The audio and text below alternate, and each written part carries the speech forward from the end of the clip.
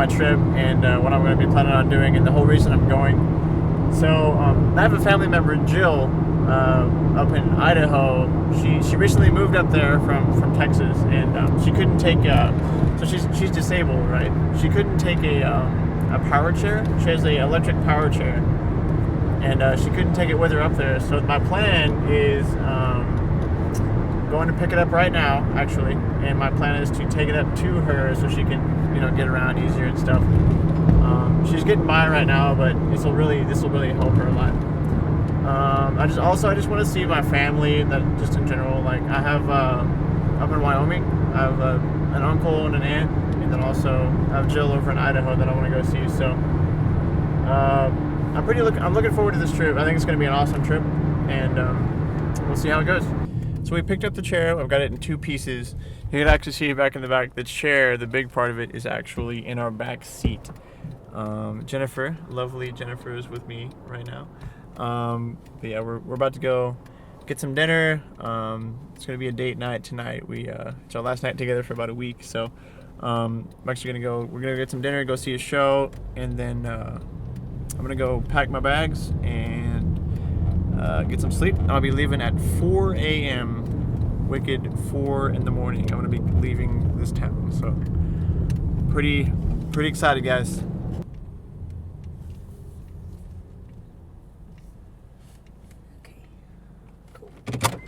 Go get some grub. So in the main camera bag, I've got just a couple things. I'm trying to travel really lightweight. I'm trying to keep the weight down as much as possible. We have in here, first and foremost, the nifty 50mm f1.8 prime lens from Canon. This is the super cheap first upgrade from kit lens that I would recommend. It's a great lens. It's great for getting a little bit of depth of field and bokeh in there. I think it's pretty nice. I have a T1i. This is my second body that I'm bringing just for photos. Canon EOS Rebel T1i. Super old. It was the first one they released in their Rebel series, as far as I know. And this is the kit lens for that. This is the 18 to 55mm. This is probably the lens I'm going to be using for my star lapses that I'm doing. Even though it might not be ideal, obviously a wider L lens would be perfect. This is what I've got. And yeah. Also on my main camera, I've got a 18 to 135 with STM, so it's good for video. It makes the autofocus super smooth. So for video, it's good for video, and it goes out to 135. So that should get me any length that I need. Also, I've got this time-lapse device. This is the Micron. I'm gonna do a full review on this at some point. This thing is, I've tested it out a little bit. I can actually put up some test footage if you guys want, but basically it's good for, it's a good simple way to do time-lapse on a Canon camera or any other camera that doesn't have time-lapse function built in. Basically, you've got this thing and this little cable that connects to your camera, and you program it with a, funny enough, a headphone cord, 1/8 inch jack to 1/8 inch jack that you plug into your smartphone. I use it with an iOS, an Apple iPhone 6 to program this thing. Then you just stick on the camera, and it actually turns on when you plug it in. There's no buttons, no anything. It's super simple, super easy. So that's about it. We had an extra battery in here. This is a cheapo, higher end of the cheapo Amazon batteries that will replace the original Canon one in my camera. But yeah, works pretty well. I only have one battery for this camera. Just shooting photos. I've never actually run out of battery with it. It actually performs really well, so I think we should be okay. Got a couple lenses. I don't want to take a whole lot of stuff with me. I'm trying to keep it lightweight, so I'll be traveling with the MacBook Pro that I have for doing small, minimal edits on the road. Not very good for rendering, but you know. And also my GoPro Silver Edition. I'll probably do a time lapse of going down the highway with this as well. Got a little lens for that. But yeah, if you guys have any questions, just shoot me a comment in the comments section down below. Here's my cool looking keyboard. It's all rainbow colors. This is the Canon 70D, which will be serving as the main workhorse for the trip. It's got a nice flippy screen on it. It'll let me go into selfie mode. and go ahead and video myself. I also have a Zoom H4n field recorder on top of here with a little windsock. It looks really nice. It's good for blocking wind and everything. It's only serving as a microphone for the actual camera. I don't have it capturing audio independently.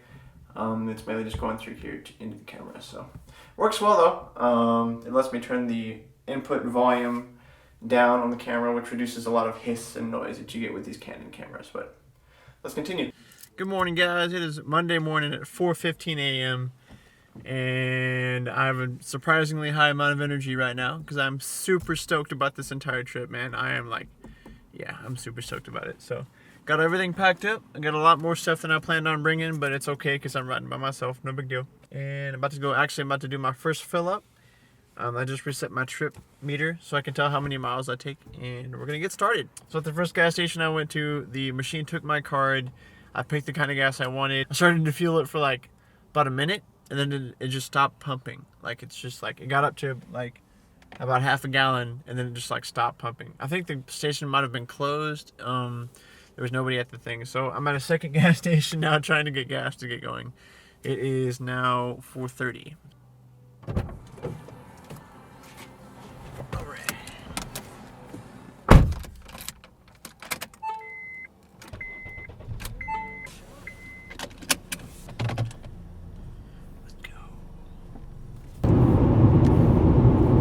You can see it.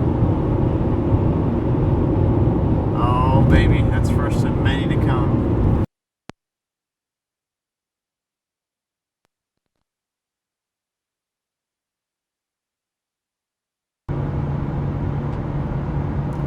So we're in New Mexico. I meant to get a picture of the New Mexico sign, but I missed it. I'm kind of in a hurry. I'm trying to get through here, but I keep seeing these signs that say speed monitored by aircraft, which is kind of trips me out. Like it's kind of, sorry, it's early. It's kind of weird to me.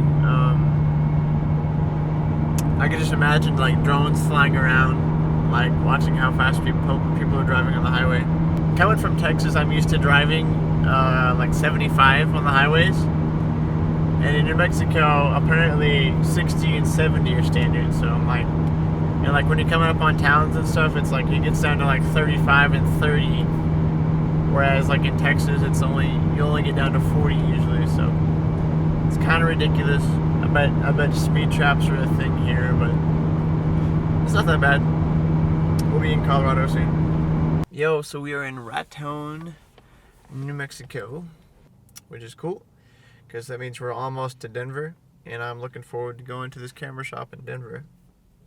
You really gotta see this though. Yeah. Stinking awesome around here. Paying $2 a gallon for gas right now. Ain't too bad. I paid $1.88 when I was in Amarillo, so. I'm gonna go ahead and do our second fill up. We're at 225 miles on the trip mileage thing. So 225 miles down. Heck of a lot to go. Do it. So we are gassed up, leaving Raton on our way to Trinidad on I-25 going north, and we are officially in mountain country. There's hills and mountains everywhere, so I'm digging it. I'm driving a Honda Accord. I don't know if I told you guys yet. I'm driving a 2008 4-cylinder Honda Accord. So I'm expecting to do pretty good on gas. I'm not expecting to have to pay very much for gas on the trip. I budgeted for it. I budgeted extra money for it in case I get, if I want to run around places and stuff. But I'm pretty sure I'm not going to have to pay very much for gas. Right now we're headed straight north. We're headed to Trinidad on I-25. And we should be there soon. So I just went through Raton Pass. That was ridiculous. Where you actually cross over from New Mexico into Colorado, there's like, the roads were super windy, and there was like a whole bunch of cars parked there on the right because there was like a scenic overlook spot. But there's like mountains up here with snow on them still, and it's pretty cool. And I'm actually about to go in Walmart. Yeah, there we go. And get myself some grub. So we're gonna go ahead and go in there and find us something to eat.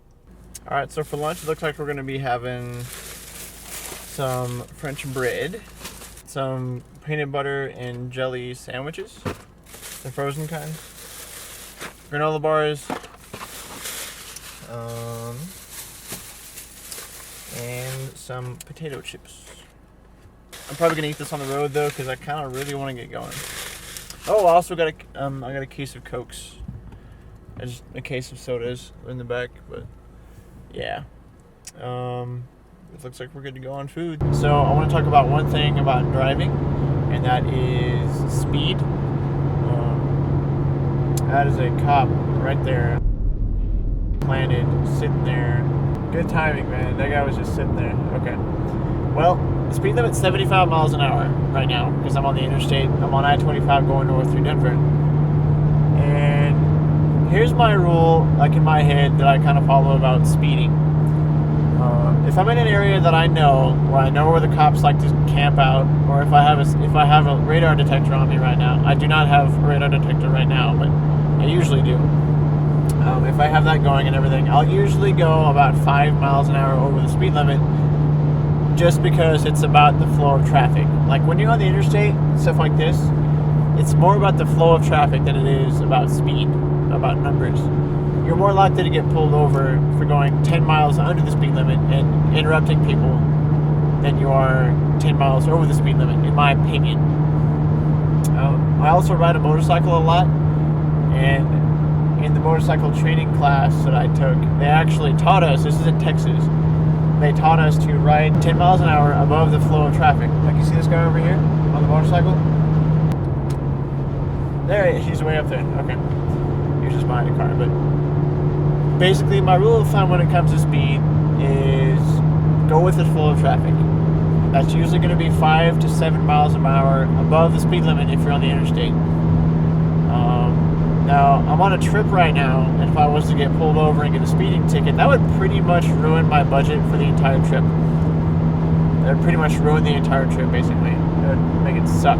So, I'm actually going the speed limit all the way through Colorado up to Wyoming, because I do not want to get pulled over and I do not want to get a speeding ticket at all.